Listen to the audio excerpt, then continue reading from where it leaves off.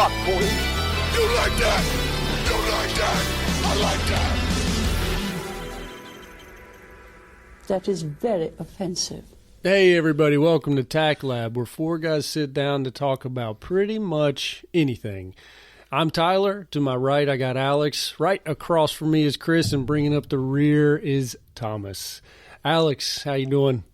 Doing pretty good. Just going over a little sinus infection, but it should be good to go. Well, that sounds lovely. Chris, how are you? Good. Just coming down off the high President's Day week. Oh, what happened this week? What happened with the President's Week? The sales? Yeah, all the sales, Was it? I have no idea. Okay, Thomas, how are you doing? I'm great. Just fine. Okay, cool. I know we've been off for a week. We did a first podcast that we haven't released, probably won't ever release. It was a really funny, good time, but we're working through some technical difficulties. We're getting through some things. Obviously, still need to work out some bugs, but we're almost there. Chris's microphone, we're trying to get it to stay on the table. Yeah. Getting that sorted out. You're getting the real deal. This is Not a raw deal, but the real And deal. someone needs This to is real update people. Windows. Heard Yeah. Now it's my stuff's muted, so hopefully I've got my my cell phone muted as well. So, but what we'll do is we'll start out with 15-minute segments roughly for each guy. I'll do talking points. Alex, Chris, and Thomas will all have their own talking points. Each person will get 15 minutes, and we'll all kind of delve in on that person's talking points. And it can range from completely innocent to you read mine. very, very, very left field, vulgar, Crass. offensive. No tact. So, I like the name. if you are a even slightly offended person, turn off the podcast. No, keep leave. it on. We need you. Yeah, we don't need you. I'd rather have 5, loyal fans than 10 super offended people that can just like flag our podcast for any reason. How dare you? What the fuck is my phone playing for? Do we have a dump button? A dump A button. dump button. What's that? That's the thing on the toilet. That's the thing. You know what I'm saying? Like you can dump 8 seconds or whatever. What, like a delay? Yeah, like you can. Yeah. I don't know what a dump button is. What would you use a dump button? Do we need to dump some of this? Is that like when we're Like say Alex drops the N-bomb. We just. Why would I dump drop it. the N-bomb? That's I just happen to be looking at your general that would be direction. me. I'm the dump button, but that's when That's we get after. when That's we get done with the post- podcast. Post Yeah, I guess process. that's more of a live deal. Don't let me in. Don't do that ever again, Chris. Okay. That offends me. I'm just saying. That's my job. I get to edit. For He everything gets to in. be the racist one, Chris. For example, Yeah. like Rush Limbaugh, he has an 8-minute delay so they can dump his coughs. 8-minute I delay. am sure. Oh, yeah. I am sure. They have to dump his coughing. Every politician has a dump button. Some worse than others. AKA the Some murder button. own others. Murder button. Some like to give their nieces little kisses uncomfortably. All right. I don't agree with it. Is that Mr. B? I feel like yeah. The Mr. finger B sucking? coming out in his Evil Knievel outfit. Have you? We've all seen the pictures of him giving those weird Yeah. kisses. This is hugs. how he expresses his gratitude and love for his family. No, he touches people on the face like he's blind. Ah, yes. Come here, little girl. Let me give you a little Just put a kiss. smile on that face. Yeah, I know you can hear me in your ear. What do you got? What? Wait, what is that? Oh, come. Okay, I was hoping that was real. We're looking at a. Oh, okay. So who is that, Chris? That's Mr. B in his Evil Knievel outfit. Let's say what Mr. Are we not going to say what Mr. B is? We could say his name. Well, I don't know. I mean, I hear he's a South public- Carolina is really, he's a really public high on figure. Mr. Uncle B Joe. next week. Well, that's okay. We're not running for any presidential Uncle office. Joe B? or- Yeah, Uncle Joe B. Uncle Joe B. We can say that. yeah, Uncle B. we're not running for any mean, spots or seats or anything. We're not a political podcast. We're not trying to Yeah, Yeah, we're not swaying anybody. We hit play on both sides. We play the beef. Play both sides so that you always have the winner. Yes. Yeah. But Joe Biden likes to suck fingers. Wait, Yeah. Allegedly. I didn't know about that. He No, said he his did wife's that. There was finger. a video. Yeah. He was sucking his wife's finger on that video, and then he was talking about cockroaches. Yeah, Yeah. but have you seen the woman? Yeah. Have you seen the woman who got completely naked What? with her assistant? Yes. I haven't seen Do that you, one. do you know about this one? No. Didn't Chris hear knows this. about Yes. it. What's her name, Chris? I do not know, but she's from California. Yep. And she was married. Katie Hill. Katie Hill on couch. Google that. Just be ready for some nudity. She's sitting on the couch, totally naked, brushing her assistant's hair. So think about that image. It's very weird. She is a Democratic congresswoman. Probably not anymore. Oh, she resigned.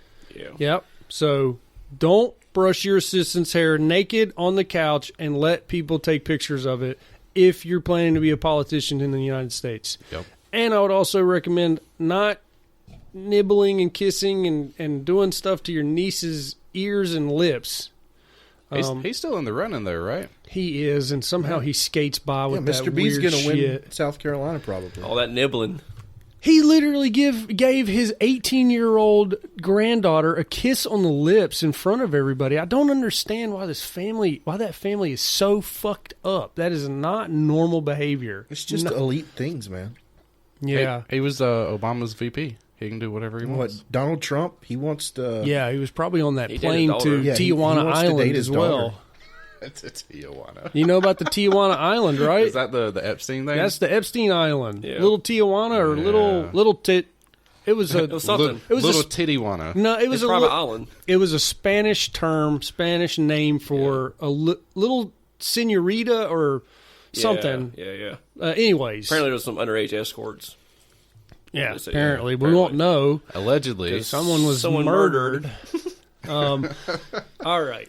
We won't get into that, right? No, we won't do it. Okay. I am happy to start off with talking points. Okay. Do it.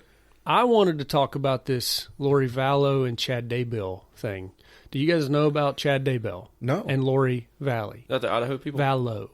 They are the people who have a lot of family members that have been murdered. And the two kids are missing. Right? Multiple marriages, 2 kids missing. Is that and where they're- they went to Hawaii? Yep, they're in Hawaii now, and they're all wrapped up in this cult. Mm-hmm. So it's very, very weird how they're getting away with stuff. I think didn't they arrest her on $5 million bail or something? She is arrested, and I'm pretty sure they're going to arrest Chad Daybell Well, as should. well. Chad.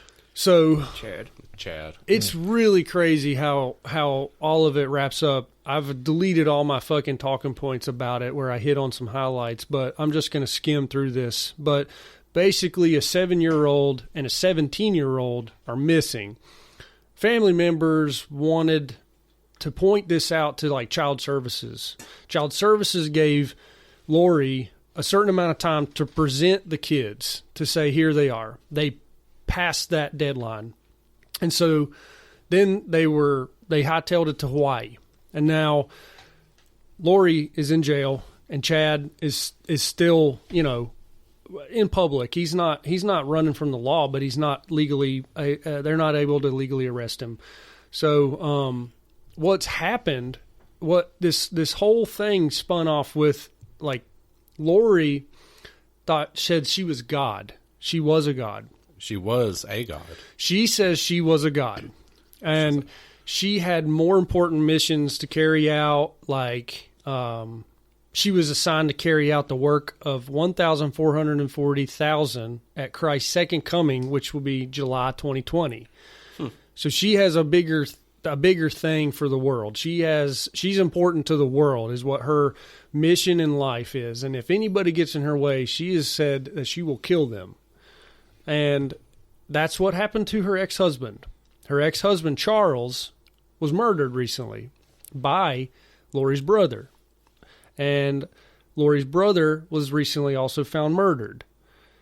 So there's a lot of stuff She's cleaning her trail behind her. Yeah. That's the thing that she said that God will also provide her with the knowledge of disposing of these bodies. Oh. So, an angel will help her dispose of the bodies. This sounds like that movie Frailty. I've never seen Matthew McConaughey, where the God helped him kill the bad people. I haven't seen that one. Anyway, Well, so Charles claimed that Lori had become infatuated and at times obsessive about near-death experiences and spiritual visions. He said he attempted to get her help. However, she refused to visit a doctor because they would discover that she is a translated being. Translated? Yeah. So, What? like she hired deity into a human body. yes. Very much so. For So, $5 million, she can be your translated being. So let's kind of delve into Chad Daybell's background. Chad Daybell writes books, and they're basically autobiographies about him.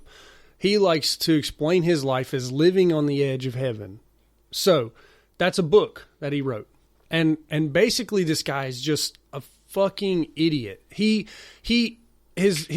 life experiences chalk it up as like white trash that goes to dangerous spots and like jumps off of cliffs into water, goes out into the ocean and gets slammed by waves, and then he chalks it up as a spiritual event. He sees the white light and it speaks to him. It gives him life experiences to where he turns it into a book. He's just a fucking idiot that thinks that almost dying needs to be written into a book about how he is basically also a being that is a leader in the world. So basically, here's an example of what happened to him early. He says his first near-death experience when he was in high school, cliff jumping. He had just been injured in a ski accident and almost hit in the head by a golf ball in the weeks leading up. When he jumped off the cliff into the water, he said it felt like his head hit concrete, but soon realized my spirit was partly out of my body. During those few moments, I could see on the other side of the veil an endless white plain in all directions. I also felt tangible energy particles of knowledge rushing towards me in all directions, and I just soaked it all in. And then throughout the book, he writes about being in the presence of spirits, both of his relatives and others. He says he often felt these spiritual presences directly intervene in his life. Oh, man. This guy sounds like a douchebag. He is totally a fucking He douchebag. should have died when his head hit the water. He's just a total Chad. He makes Chad. money. Chad. He makes money off of poor saps that trust him to lead them in life. You don't believe him? You don't think he's truly seeing all this stuff? I would love to talk to this guy. I would love to talk to him about his experiences and what he has to offer me as an individual. So he and his wife, Tammy, and his ex-wife is also dead. Mm-hmm. Convenient. So that goes into kind of how him and his wife met. Basically, it chalks it up that they're a part of a cult. This cult is actually called the Preparing a People. That's literally what this is called. Preparing a People is what the cult's called. They don't call themselves a cult. They don't want to be known as a cult. They don't want to be known as anything. They want to be known as an organization that puts on talking events, like at a Hilton hotel, where all these people would pay to go and listen to Preparing a People tell them how they should act in life.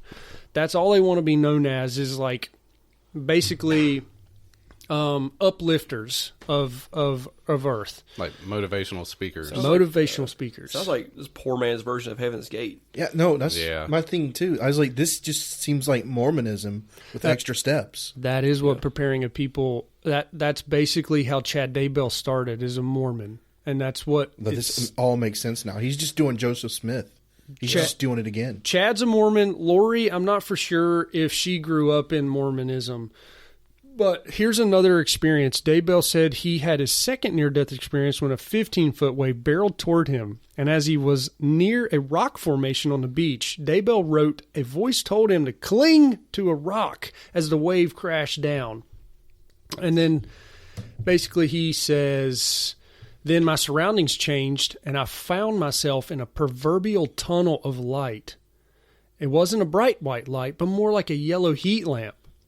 It felt like I was wrapped in a warm blanket or a cocoon, and I felt extremely happy. A heat lamp. He's a reptile. I want to just say, have you ever turned your neck fast and